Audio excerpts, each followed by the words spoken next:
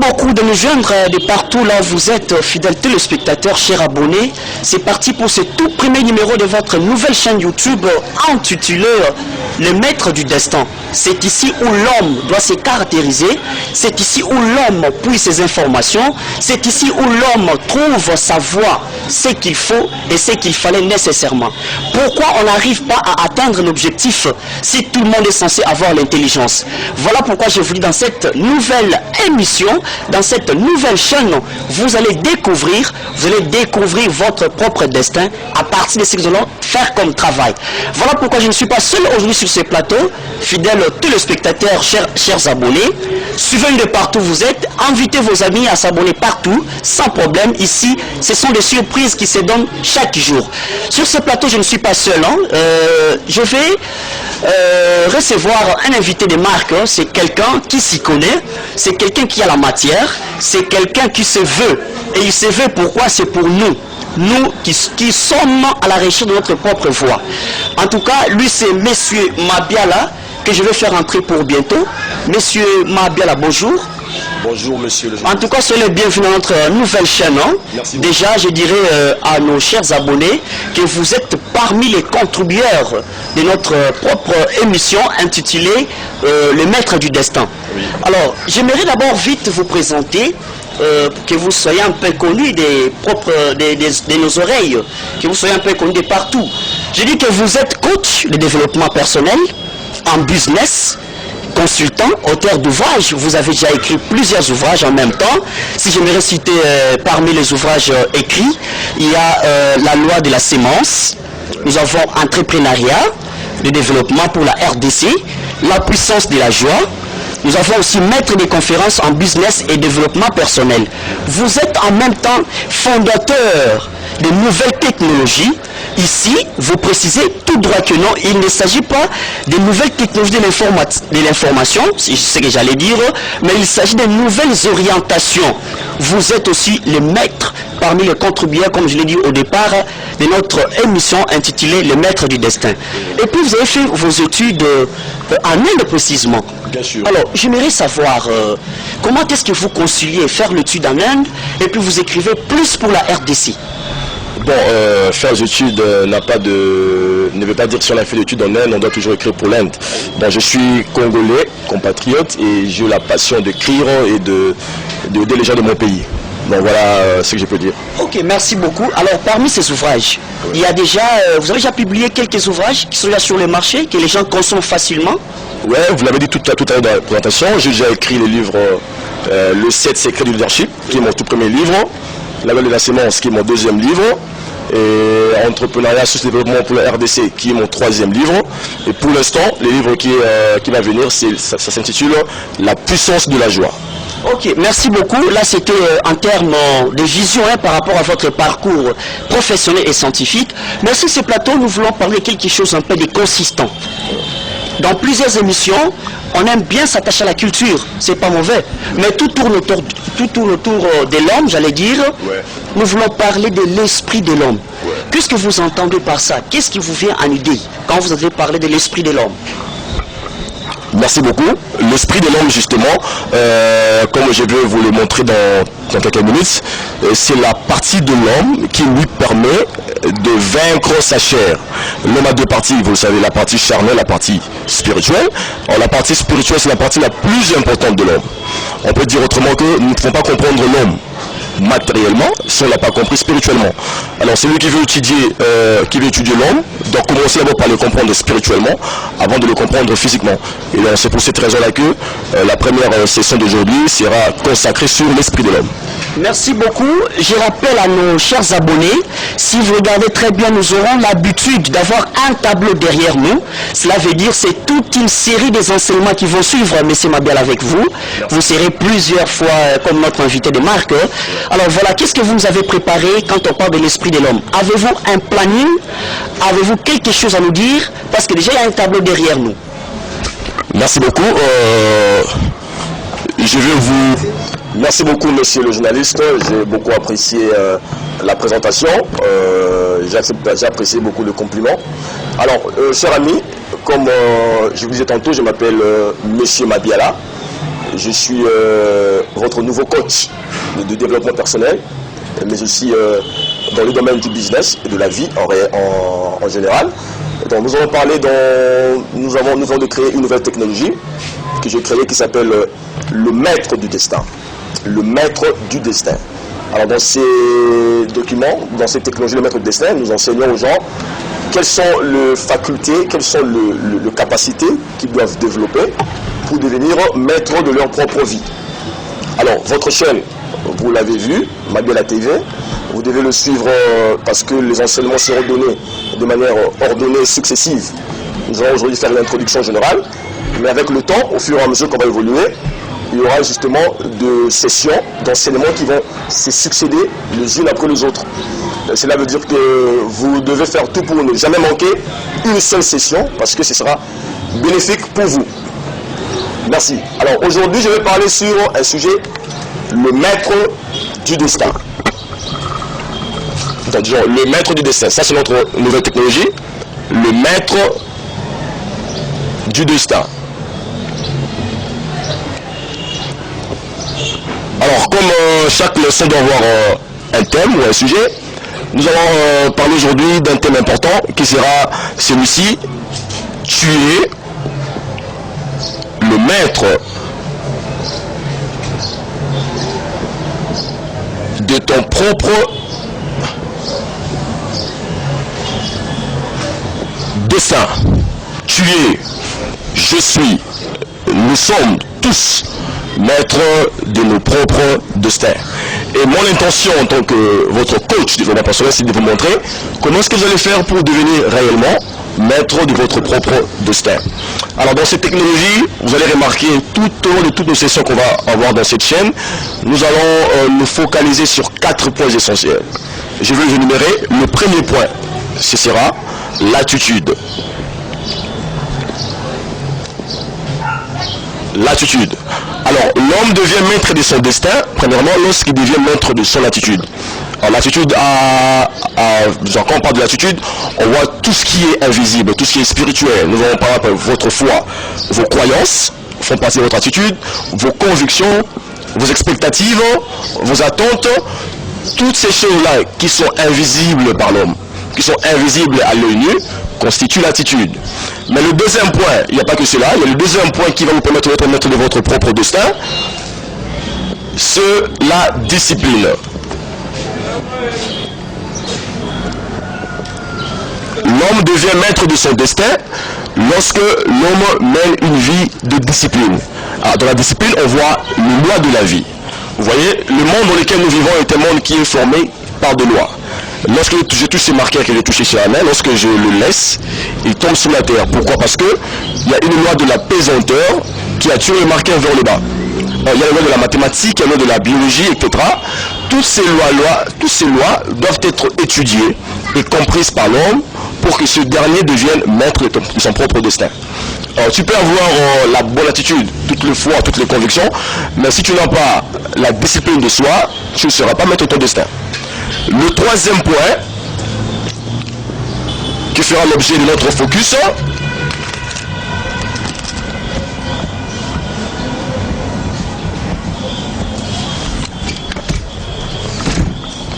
excusez-nous, voilà, ça va aller. Le troisième point qui fera l'objet de notre focus, ce sera le business.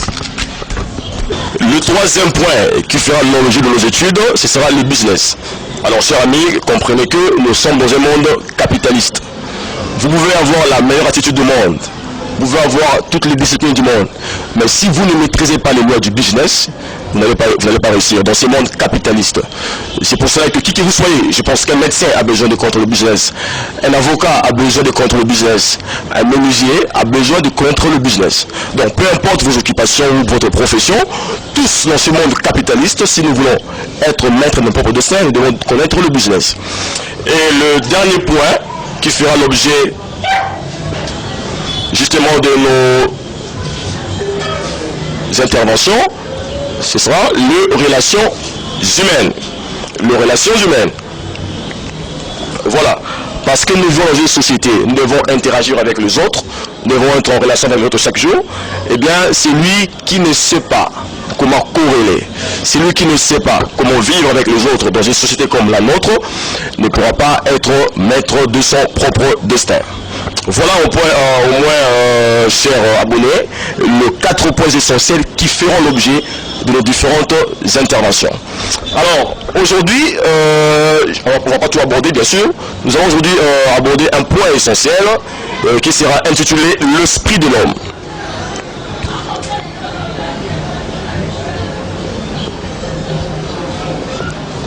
L'esprit de l'homme. Alors, l'esprit de l'homme, pourquoi est-ce qu'on doit étudier l'esprit de l'homme? Pourquoi est-ce que l'esprit de l'homme est tellement important pour nous? Alors, je vais ici essayer d'expliquer avec beaucoup plus de détails pour que chacun comprenne bien de quoi il s'agit. Alors, l'homme que nous voyons, c'est-à-dire vous qui êtes là, moi qui suis là, nous tous qui sommes là, l'homme est simplement, l'homme est un esprit. L'homme a une chair, mais il y a un esprit.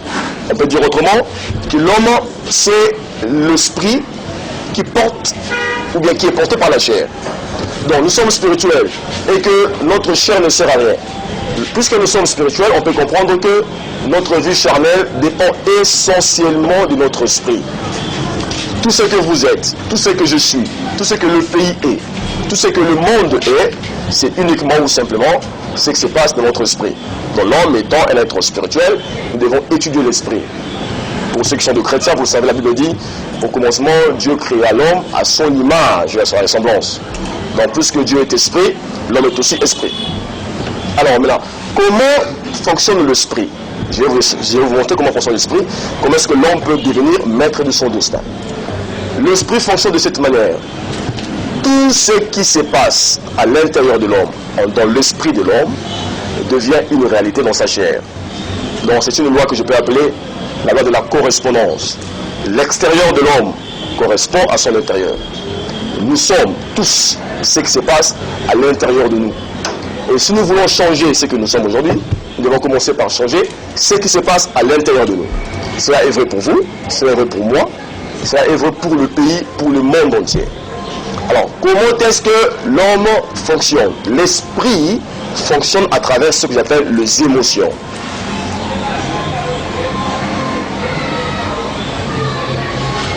L'esprit travaille à travers ce que j'appelle les émotions. Dans l'homme, il y a 2 parties.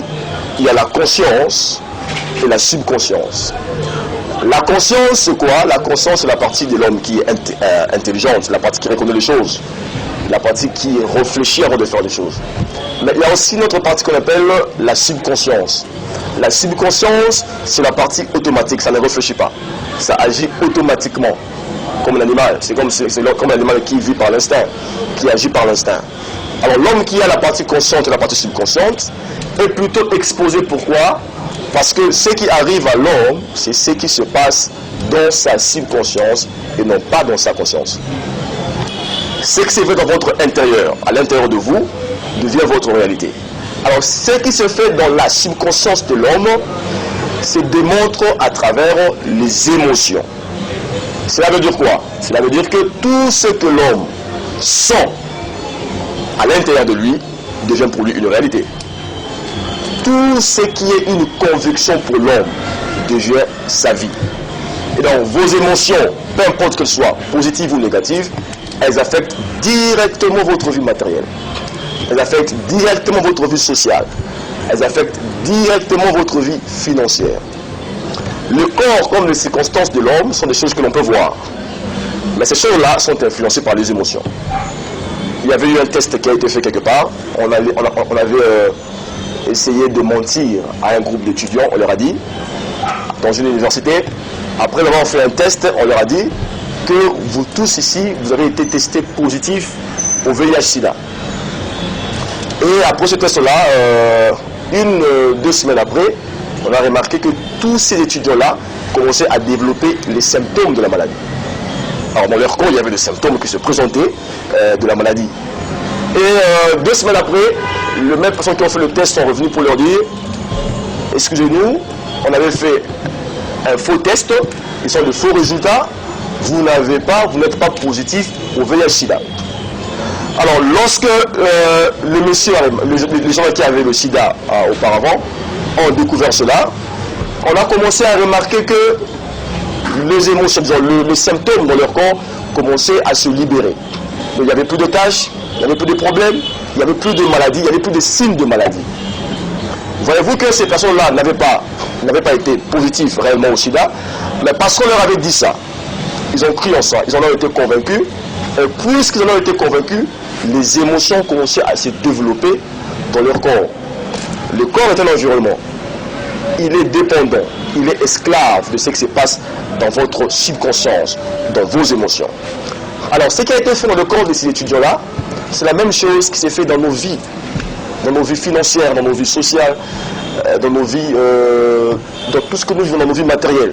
Et donc, lorsque nous, à l'intérieur de nous, nous sommes convaincus que ça ne va pas, et bien à l'extérieur de nous, ça ne va pas non plus. Alors, si nous voulons changer notre extérieur, nous devons commencer par changer notre intérieur. Et alors maintenant, comment est-ce qu'on peut changer notre intérieur? Voilà.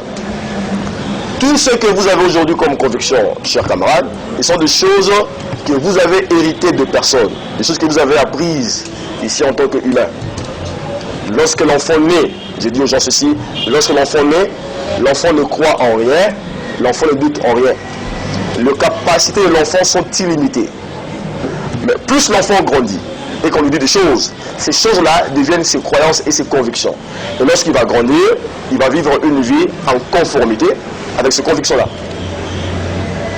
Et donc, les idées que nous avons héritées de nos frères, de la télévision, du journal, de nos parents, sont devenues nos convictions. Et ces convictions-là sont aujourd'hui notre vie. Et si nous voulons changer notre vie aujourd'hui, on doit commencer, on doit aller à l'origine. Vous ne pouvez pas changer la vie d'un homme en traitant le corps. Vous devez changer la vie d'un homme en traitant la racine. La racine, c'est son esprit. Changer les convictions qu'il a à l'intérieur de lui. Et maintenant, comment est-ce qu'on peut changer les convictions? Voilà. La foi, la Bible dit, la foi vient de ce qu'on entend. Vos convictions sont formées par des idées, des paroles que vous avez héritées. Maintenant, pour le changer, vous devez faire quoi? Vous devez simplement avoir des nouvelles paroles, des nouveaux messages que vous allez intérioriser dans votre conscience. La subconscience dépend de la conscience. Lorsque le message entre dans la conscience plusieurs fois, elle descend vers la subconscience et le message devient la vie de l'homme. Donc, vous croyez en une chose après que vous l'ayez écouté plusieurs fois. Vous allez croire. Quand tu dis à un enfant chaque jour, tu es idiot, tu es idiot, tu es idiot, quand il va grandir, il va croire qu'il est idiot. Parce qu'il en a écouté plusieurs fois. Et si nous voulons faire comprendre à un enfant qu'il peut tout faire, la simple des choses à faire, c'est de lui dire chaque jour qu'il peut tout faire. Et dès qu'il grandit, il va avoir la pleine conviction qu'il peut tout faire. Alors maintenant, vous devez avoir des nouvelles paroles, des nouvelles idées que vous allez intérioriser dans votre conscience. C'est pour cela qu'il faut méditer les bonnes paroles sur vous-même chaque jour. Alors, je peux faire ceci. Je suis fort, je suis l'enfant de Dieu. Je peux tout faire à travers Christ qui me fortifie. Dieu est mon Père, je ne manquerai absolument de rien. Je suis puissant.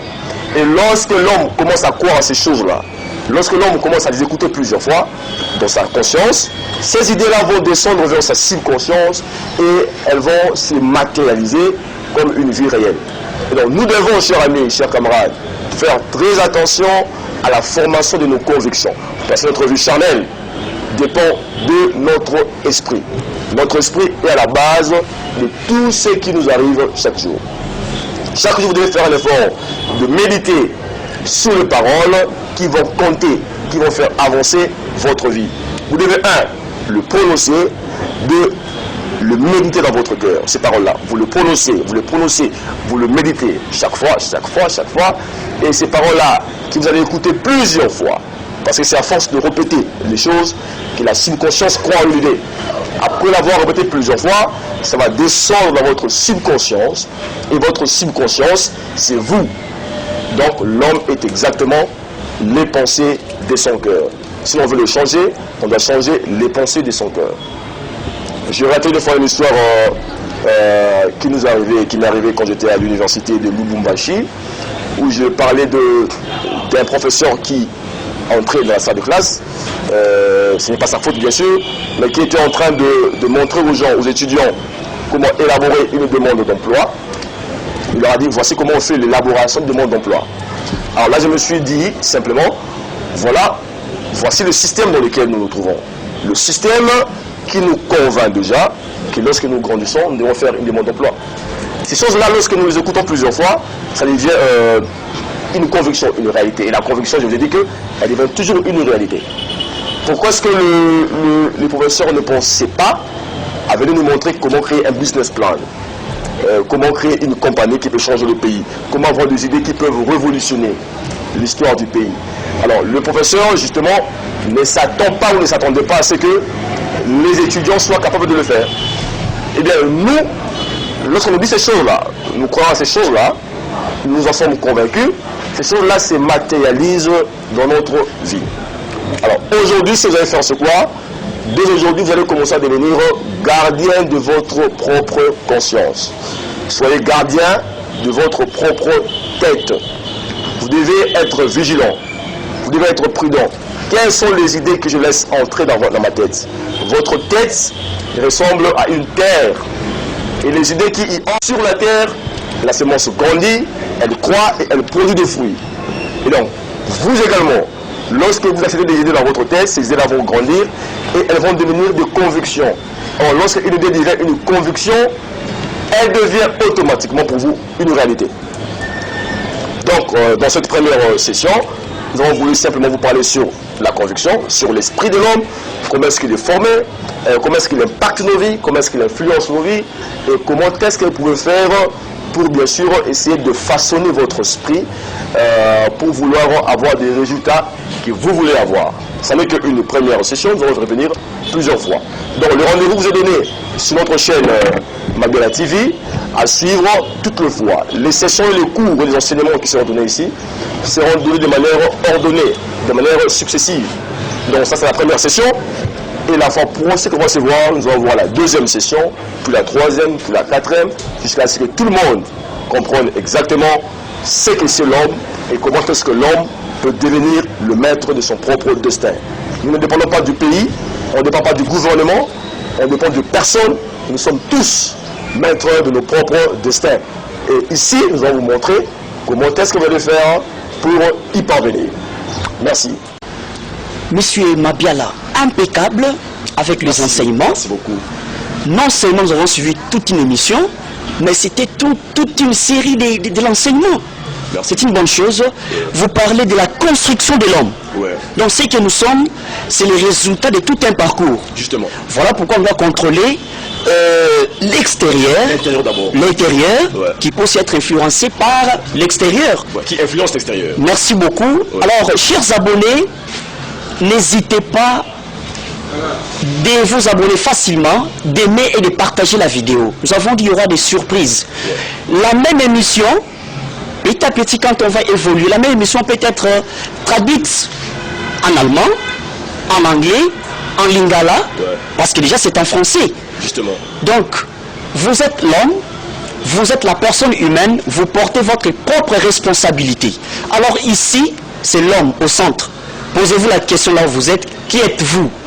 Alors vous trouverez la réponse dans cette émission intitulée Le Maître du Destin. Ouais. Abonnez-vous, en tout cas ne manquez pas, soyez toujours là, nous allons vous surprendre parce qu'il y aura des choses. Voilà. Monsieur Mabiola, plutôt, nous sommes arrivés à la fin de notre émission. Une très belle émission. Je ne sais pas, est-ce que vous avez peut-être un mot de la fin que vous pouvez dire à nos très chers abonnés? Merci beaucoup. Le mot de la fin peut peut-être être de remerciement à tous ceux qui nous soutiennent de près ou de loin. Pour passer une émission, il faut de soutien, il faut beaucoup de choses.